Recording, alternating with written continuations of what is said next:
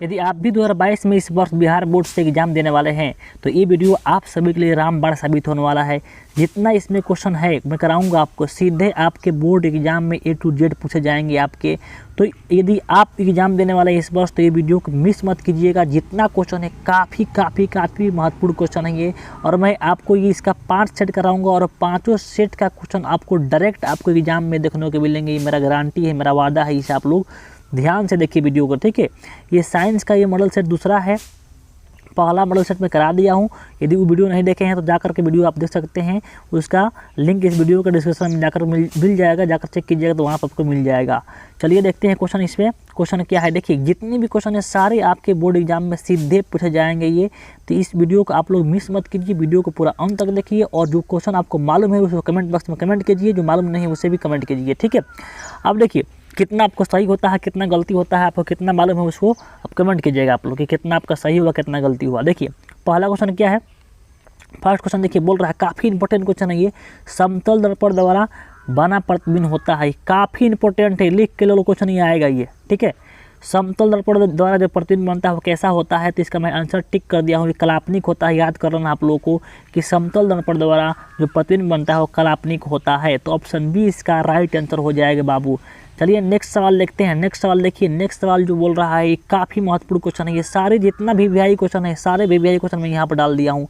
A to Z आपका question जितना भी वीआई है प्रीवियस ईयर का है, सब इसी में है। तो आप लोग पूरा इसे पढ़ लोगे तो पूरा आपको 100% गारंटी है कि सारे क्वेश्चन इसी में से आएंगे। नेक्स्ट सवाल है दूसरा, देखिए बोल रहा है किसी वस्तु का आवर्धित प्रतिबिंब बनाता है। किसी वस्तु का आवर्धित प्रतिबिंब कौन बनाता है? ऑप्शन है इसका अवतल दर्पण, समतल दर्पण, उत्तल दर्पण, सब प्रकार का दर्पण। तो आवर्धित मतलब होता है बड़ा, तो बड़ा प्रतिबिंब कौन बनाता है? तो हम लोग का बनाता है आपका अवतल दर्पण। तो इसका राइट आंसर ऑप्शन ए इसका बिल्कुल करेक्ट हो जाएगा, ठीक है जी। नेक्स्ट सवाल देखिए, नेक्स्ट सवाल जो बोल रहा है तीसरा बोल रहा है कि सवाल कि काल्पनिक प्रतिबिंब हमेशा होता है। जो काल्पनिक प्रतिबिंब होता है वो क्या होता है? तो आप लोग याद कर लो, अभी मैं आपको बता दे रहा हूँ कि काल्पनिक प्रतिबिंब हमेशा सीधा होता है और वास्तविक प्रतिबिंब हमेशा उल्टा होता है। इस बात को आप लोग याद कर लो अभी। काल्पनिक प्रतिबिंब क्या होता है बाबू? काल्पनिक प्रतिबिंब जो होता है हमेशा क्या होता है? सीधा होता है। काल्पनिक प्रतिबिंब सीधा होता है और काल्पनिक को हम लोग आभासी ही बोलते हैं, याद रखिएगा, आभासी ही बोला जाता है। और वास्तविक प्रतिबिंब जो होता है हमेशा उल्टा होता है। तो यहाँ हम लोग से पूछ रखा है कि काल्पनिक प्रतिबिंब कैसा होता है, तो हमेशा क्या होगा? सीधा होगा। तो ऑप्शन क्या होगा इसका बोल लो, ऑप्शन ए इसका बिल्कुल करेक्ट आंसर हो जाएगा, ठीक है बाबू। चलिए नेक्स्ट सवाल देखते हैं आपका। नेक्स्ट सवाल देखिए, यहाँ पे चौथा सवाल है जो बोल रहा है कि अभिनेत्र लेंस की फोकस दूरी में परिवर्तन किया जाता है।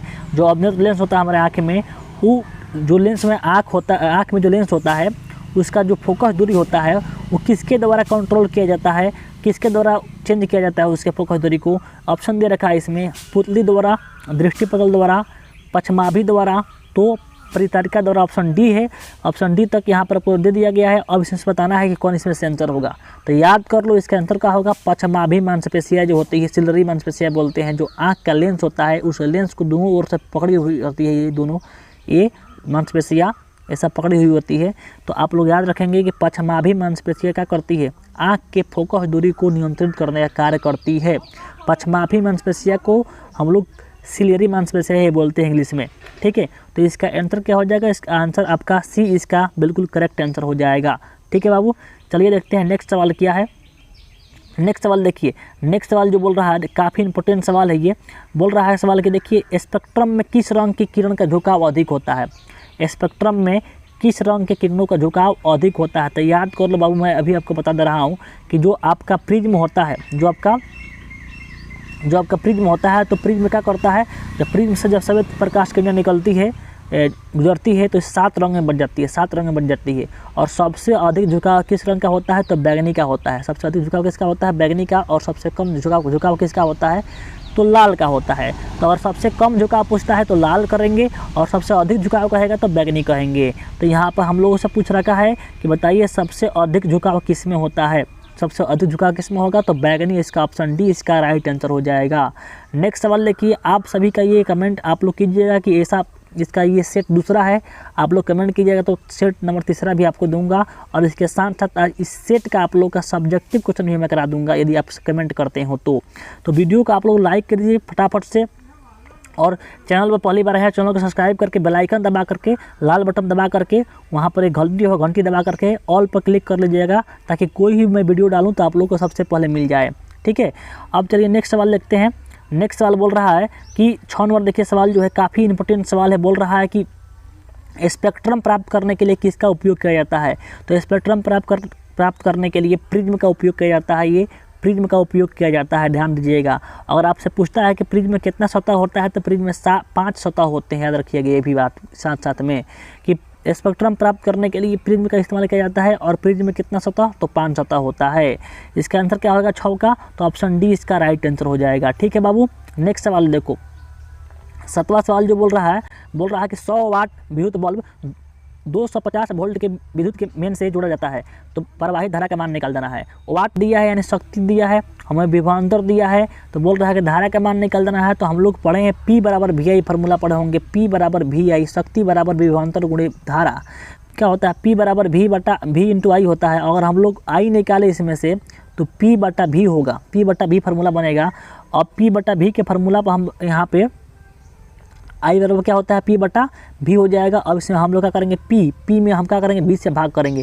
तो आप यहाँ पे 100 में आप 250 से भाग करेंगे। 100 में आप जब 2 से 50 से भाग करेंगे, जितना आएगा कट जाएगा, ये आप काटेंगे तो 0.4 आएगा। तो इसका आंसर क्या हो जाएगा, इसका आंसर होगा 0.4 एम्पियर। इसका बिल्कुल राइट आंसर हो जाएगा।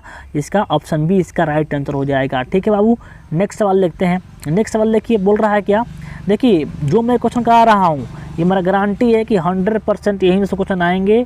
और यदि आप ये कर लेते हैं जितना मैं कर रहा हूँ, तो आपको 90% कोई नहीं रोकेगा। सब्जेक्टिव तो आपका ऑब्जेक्टिव तो हो ही रहा है, फिर आपको सब्जेक्टिव भी कराऊंगा मैं, तो इतना आप लोग ध्यान रखो बाबू। ठीक, 8 नंबर सवाल देखिए। 8वां सवाल है, बोल रहा है कि जब किसी चालक तार से विद्युत धारा प्रवाहित होता है तो गतिशील कण क्या होते हैं। ऑप्शन है इसका परमाणु, आयन, प्रोटॉन, इलेक्ट्रॉन। तो इसका सही आंसर हो जाएगा इलेक्ट्रॉन। इलेक्ट्रॉन जो होते हैं गतिशील कण होते हैं, तो ऑप्शन डी इसका राइट आंसर हो जाएगा। चलिए देखते हैं आपका 9वां सवाल क्या है। देखिए 9 नंबर सवाल जो है बोल रहा है किसी विद्युत बल्ब पर 220 वोल्ट तथा 100 वाट अंकित है। जब इसे 110 वोल्ट पर प्रचलित करते हैं तब इसके द्वारा उपभोक्त शक्ति का मान निकाल देना है। काफ़ी आसान क्वेश्चन है। देखिए यहाँ पे कुछ फार्मूला का आप लोग को याद करना पड़ेगा कि यहाँ पर बल्ब का विभवांतर और यहाँ पर इसका शक्ति दिया है। तो यहाँ से हम लोग इसका प्रतिरोध निकाल लेंगे। आर बराबर होता है आपका V² बटा R होता है, V² बटा P होता है। ठीक है, जब यहाँ भरेंगे V के स्क्वायर मान भरेंगे, V का ये 220 वोल्ट यहाँ भरेंगे और P 100 नीचे भरेंगे, तो 220 वोल्ट का स्क्वायर करेंगे, फिर यहाँ पे P भर के करेंगे तो R के मान आपका 484 आएगा, 484 आ जाएगा R के मान। और फिर हम लोग जानते हैं कि आपका P बराबर क्या होता है V इंटू आई होता है। P बराबर क्या होता है V इंटू आई। तो हम क्या निकालना है, शक्ति का मान निकालना है। तो एक काम करते हैं, देखिए यहाँ पे हम लोग काम कर रहे हैं ये कि यहाँ से देखिए फार्मूला शक्ति का P निकालना है। तो P बराबर फार्मूला होता है V² बटा R होता है, V² बटा R होता है, ये फार्मूला होता है। तो अब 110 वोल्ट को ऊपर रखेंगे, ठीक है, और R के मान नीचे रखेंगे और इसे सॉल्व करेंगे तो आपका आंसर आ जाएगा। ठीक है, तो 110 वोल्ट के ऊपर करेंगे तो 11 × 11 होगा और फिर नीचे होगा, तो आप इसे काट पीट करेंगे तो इसका 50 वाट आंसर आएगा। यदि आपसे ये नहीं बनता है तो कमेंट कीजिएगा, इसे मैं फिर से बना करके अगले वीडियो में आप लोगों को दिखा दूंगा इसे। इसका आंसर आपका सी, इसका 50 वाट आंसर इसका हो जाएगा। यदि आपसे नहीं बनता है तो आप लोग कमेंट कीजिएगा। ठीक है, चलिए अब नेक्स्ट सवाल देखते हैं। आपका क्वेश्चन 10वां है जो बोल रहा है कि बैटरी से किस प्रकार की धारा प्राप्त होती है। देखिए क्वेश्चन आपको ज़रा साफ नहीं दिखाई दे रहा होगा, लेकिन जो मैं बोल रहा हूँ उसे सुनिए आप लोग। बोल रहा है कि बैटरी से किस प्रकार की धारा प्राप्त होती है। तो आप लोग याद कर लीजिए कि बैटरी से आपका डिस्ट धारा प्राप्त होती है। डिस्ट ऑप्शन ए इसका राइट होगा। डिस्ट को बोलेंगे डीसी, डायरेक्ट करंट बोलते हैं। ठीक है, तो ऑप्शन ए इसका राइट आंसर हो जाएगा। नेक्स्ट सवाल देखिए, आपका 11 नंबर सवाल है जो बोल रहा है कि विद्युत चुंबकीय प्रेरण की खोज किसने की थी। काफ़ी इंपॉर्टेंट क्वेश्चन है ये, बहुत बार पूछा गया है ये। तो विद्युत चुंबकीय प्रेरण की खोज किसने की, तो फैराडे ने। तो ऑप्शन ए इसका क्या हो जाएगा, बिल्कुल राइट आंसर हो जाएगा। यहाँ पर ऑप्शन दे रखा है आपका फैराडे, मैक्सवेल, एम्पियर, फ्लेमिंग। तो इसका आंसर क्या होगा, इसका सही आंसर ऑप्शन ए इसका बिल्कुल राइट आंसर हो जाएगा। देखिए जितना क्वेश्चन है सभी क्वेश्चन को आप लोग याद करेंगे लिख करके। यदि आपको जो याद उसे छोड़ सकते हैं, जो आपको याद नहीं उसे आप लोग याद करेंगे। ठीक है, नेक्स्ट सवाल है आपका 12 नंबर, बोल रहा है कि विद्युत जनित्र का सिद्धांत आधारित है। ऑप्शन है इसका विद्युत धारा के उसमें प्रभाव पर, प्रेरित विद्युत धारा पर, विद्युत चुम्बकीय प्रेरण पर प्रेरित चुंबक तत्व पर। तो इसका क्या होगा, तो इसका आंसर सही हो जाएगा आपका ऑप्शन सी, विद्युत चुम्बकीय प्रेरण पर क्या है आपका विद्युत जनित्र आधारित है। ठीक है, नेक्स्ट सवाल देखिए, आपका 13 नंबर सवाल है, बोल रहा है कि नवीकरणीय ऊर्जा का स्रोत क्या है।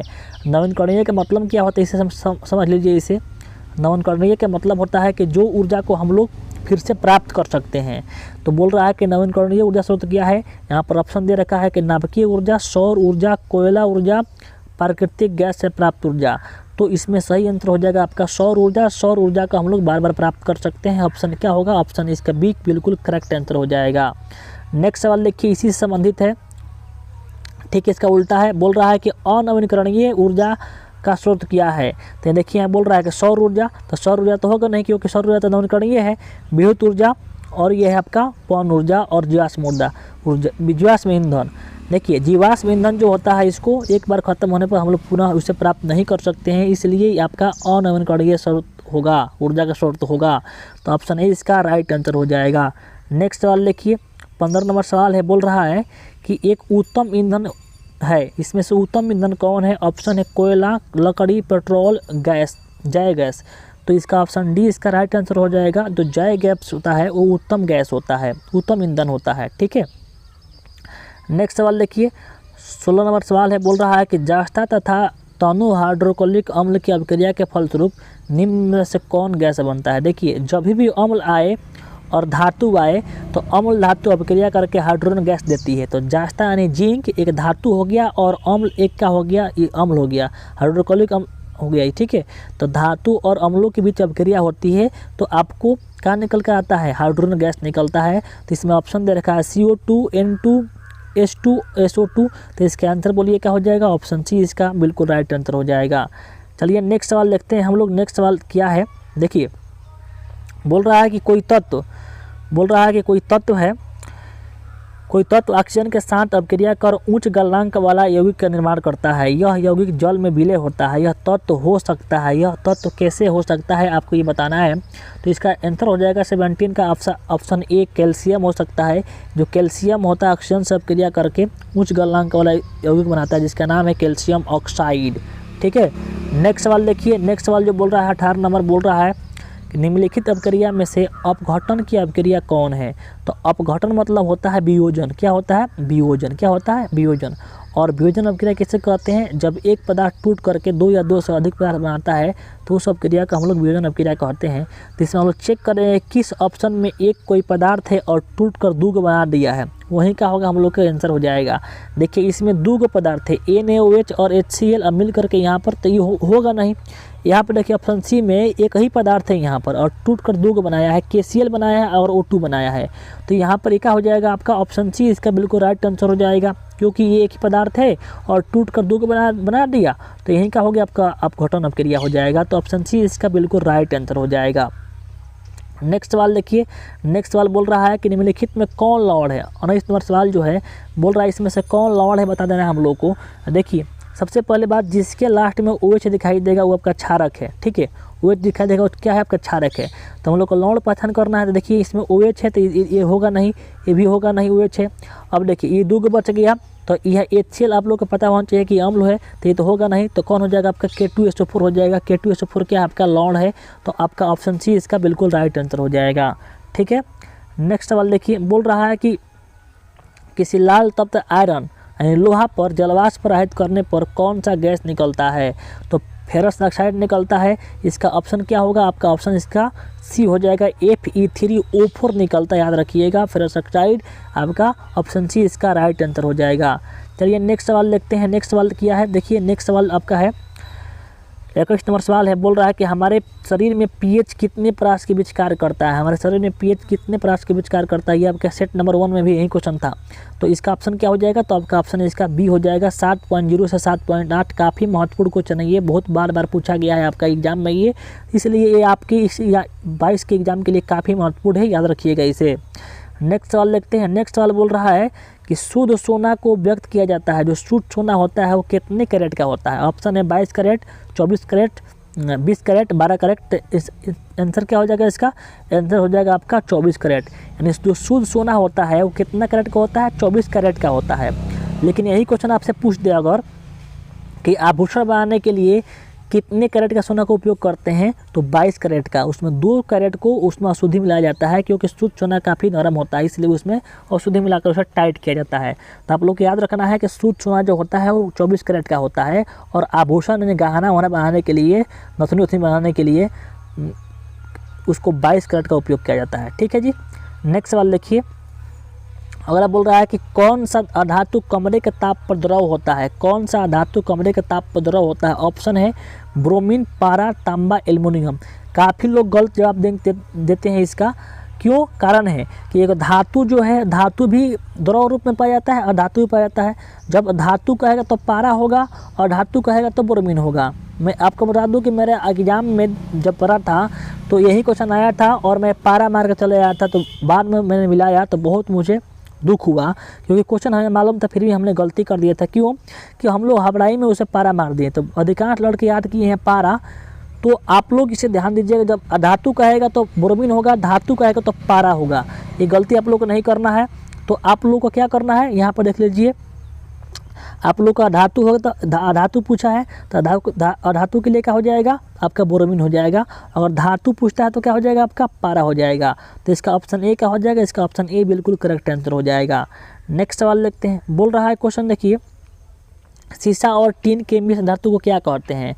ऑप्शन है सोल्डर, स्टील, गन, उप धातु। तो इसका आंसर हो जाएगा सोल्डर कहते हैं। ऑप्शन ए इसका राइट आंसर हो जाएगा।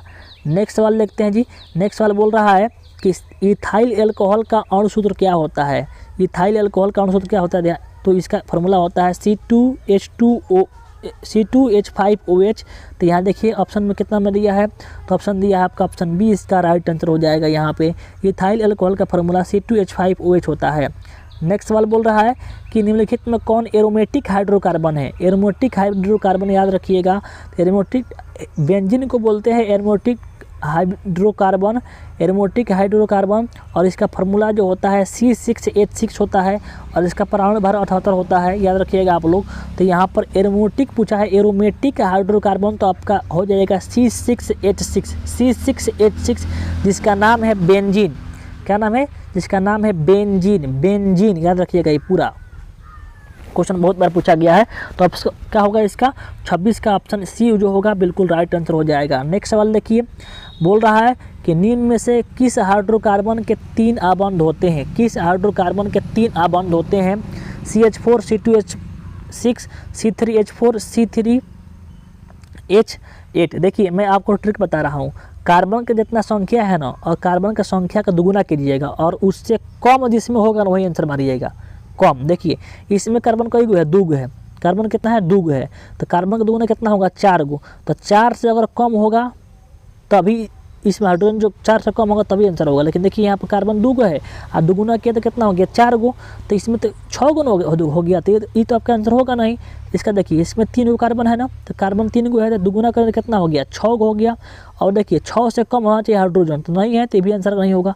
मिलाइए देखिए किस में होगा। यहाँ पर देखिए, यहाँ पर देखिए, आप यहाँ पर ध्यान दीजिए, यहाँ 3 है, 3 का दुगुना कितना होगा? 6 होगा। अब 6 से कम हाइड्रोजन होना चाहिए, तो देखिए इसमें 6 से कम हाइड्रोजन 4 है, तो यहीं आपका आंसर हो जाएगा। ध्यान दीजिएगा, यानी कार्बन के संख्या का दुगुना कर देना है, और उससे कम वाला संख्या हाइड्रोजन में होगा तो वहीं आपका आंसर हो जाएगा। तो यहाँ पर देख सकते हैं कि निम्न में से किस हाइड्रोकार्बन के 3 आबंध होते हैं? तो आपका ऑप्शन सी हो जाएगा। ऑप्शन सी इसका बिल्कुल राइट आंसर हो जाएगा, क्योंकि कार्बन का संख्या 3 है, जिसका दुगुना करने पर 6 आ रहा है, और 6 से कम इसमें दिखाई दे रहा है। तो ऑप्शन सी इसका राइट आंसर हो जाएगा। ठीक है। नेक्स्ट सवाल देखिए, आवर्त सारणी के उदर्ग स्तंभों को क्या कहते हैं? आवर्त सारणी जो है बनाया गया है उसका उदर्ग स्तंभ क्या बोलते हैं? तो वर्ग कहते हैं, याद रखिएगा। वर्ग कहते हैं, या इसे हम लोग क्या बोलते हैं? समूह भी कहते हैं, याद रखिएगा। समूह कहते हैं या ग्रुप बोलते हैं, इंग्लिश में इसे बोलते हैं ग्रुप। तो ग्रुप कई गो है? 18 गो है। और सारणी में आवर्त सारणी के जो उदर्ग स्तंभ है, ऐसा खाड़ लाइन जो है उसको हम लोग वर्ग कहते हैं। आप लोग के पास होगा पीरियोडिक टेबल, देखिएगा जो खाड़ लाइन होगा वो 18 गो लाइन होगा, उसी को बोलते हैं समूह, चाहे वर्ग या चाहे ग्रुप। ये 18 गो होता है। तो आंसर क्या होगा इसका? ऑप्शन ए इसका बिल्कुल राइट आंसर हो जाएगा। जो है काफ़ी इंपॉर्टेंट है, इसे मोहर मार लो कि पक्का आपके एग्जाम में आएगा, ये 100% बना गारंटी है। क्वेश्चन ये बोल रहा है कि आवर्त सारणी के प्रथम वर्ग के सदस्य को क्या कहते हैं? अम्लीय धातु, क्षारीय धातु, अकीय गैस, मिश्र धातु। याद कर लो बाबू, ये ऑप्शन इसका बी इसका राइट आंसर हो जाएगा। रट लो, ये पक्का आपके क्वेश्चन आ गया है, ये आपके एग्जाम बोर्ड में आएगा फाइनल एग्जाम में। अवार्ड सारणी के प्रथम वर्ग सदस्य को हम लोग क्षारीय धातु कहते हैं। नेक्स्ट सवाल है 30 नंबर, देखिए बोल रहा है कि अवार्ड सारणी के शून्य समूह तत्व है। शून्य समूह यानी शून्य समूह को ही बोलते हैं क्या, अकीय गैस का समूह, जो 18वां वर्ग में होता है और इसमें 6 गो कुल तत्व है, याद रखना है। कौन कौन है, हीलियम है, नियॉन है, आर्गन है, क्रिप्टन है, जेनॉन है और रेडॉन है। हीलियम है, argon, neon, helium, neon, argon, krypton, xenon और रेडॉन है। याद रखिएगा, तो इसका आंसर क्या होगा, हीलियम हो जाएगा। और जो आवर्त सारणी के शून्य वर्ग के सतह होता है, तत्व होते हैं, उनके संयोजकता भी क्या होता है, शून्य होता है। और ये सभी अकीय गैस है, आप लोग याद रखना है। तो यहाँ बोल रहा है आवर्त सारणी के शून्य समूह के तत्व कौन है, तो यहाँ पर आपका ऑप्शन बी इसका राइट आंसर हो जाएगा। नेक्स्ट सवाल देखिए, नेक्स्ट सवाल बोल रहा है कि विभिन्न क्रियाओं के फलस्वरूप बने हानिकारक पदार्थों को शरीर से बाहर निकालने के तंत्र को क्या कहते हैं। यानी जो हम खाते पीते हैं और वो जितना खराब पदार्थ बनता है उससे जो बाहर हम लोग निकालते हैं उसे क्या कहते हैं, उस तंत्र को क्या कहते हैं, पाचन तंत्र। तो पाचन तंत्र तो कहेंगे नहीं, पाचन तंत्र जो खाते हैं उसको पचाने का काम करता है, तंत्रिका तंत्र होगा नहीं, परिसंचरण तंत्र भी नहीं होगा, उत्सर्जन तंत्र इसका बिल्कुल राइट आंसर हो जाएगा। जो हम खाते हैं उसको बाहर निकालने की प्रक्रिया का बोलते हैं, उत्सर्जन तंत्र बोलते हैं, जो हमारे जो तंत्र बाहर निकालने का कार्य करता है। नेक्स्ट सवाल देखते हैं 32 नंबर, जो बोल रहा है एक कृत्रिम वृक्क नाइट्रोजनी अपशिष्ट उत्पादों को रुधिर से किस प्रक्रिया द्वारा निकालता है, किस प्रक्रिया द्वारा बाहर निकालता है।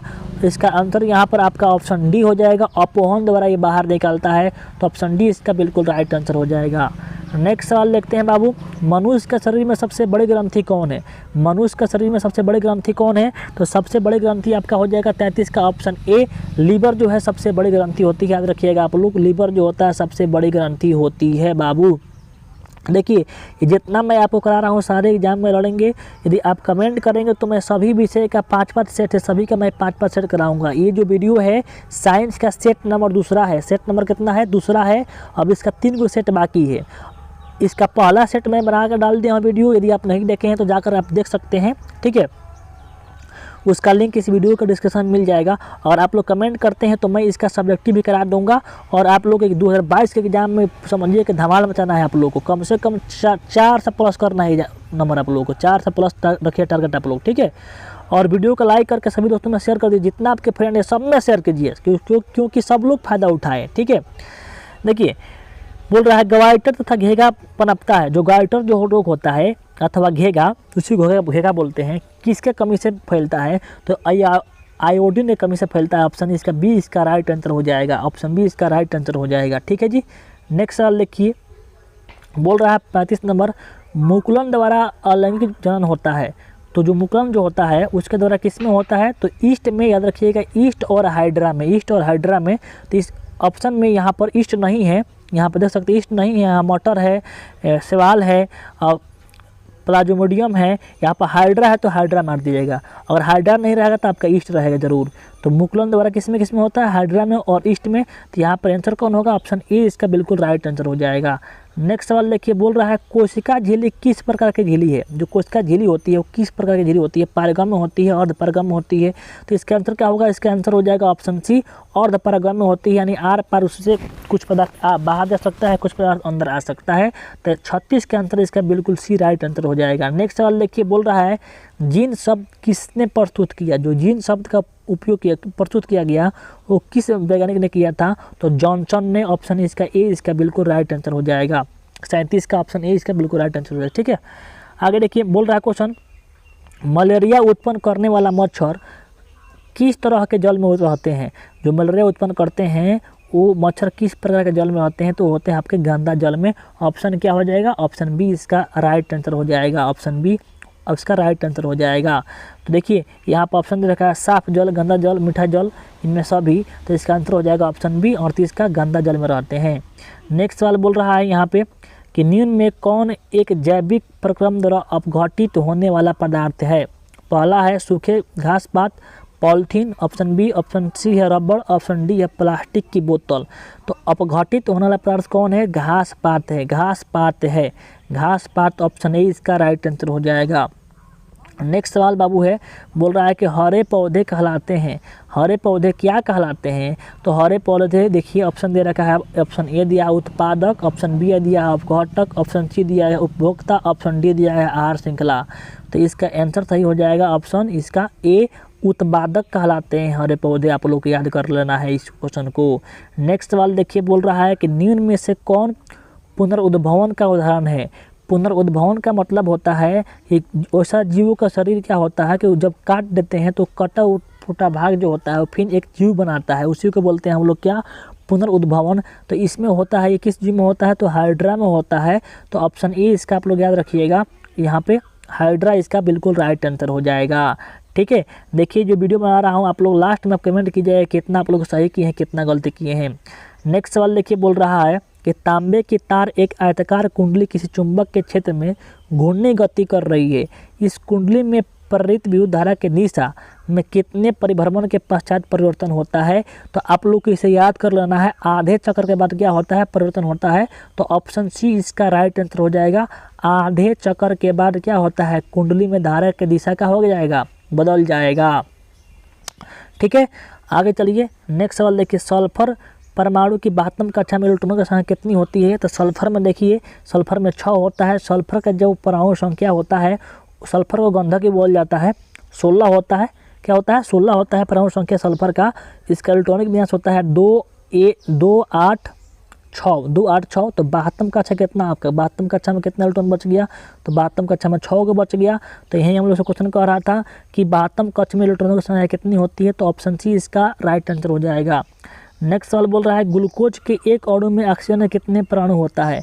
तो ग्लूकोज का फार्मूला होता है C6H12O6। यहाँ चेक कीजिए, बोल रहा है ऑक्सीजन का, तो ऑक्सीजन में कितने परमाणु है? तो 6 है। तो इसका ऑप्शन क्या हो जाएगा? ऑप्शन सी इसका बिल्कुल राइट आंसर हो जाएगा।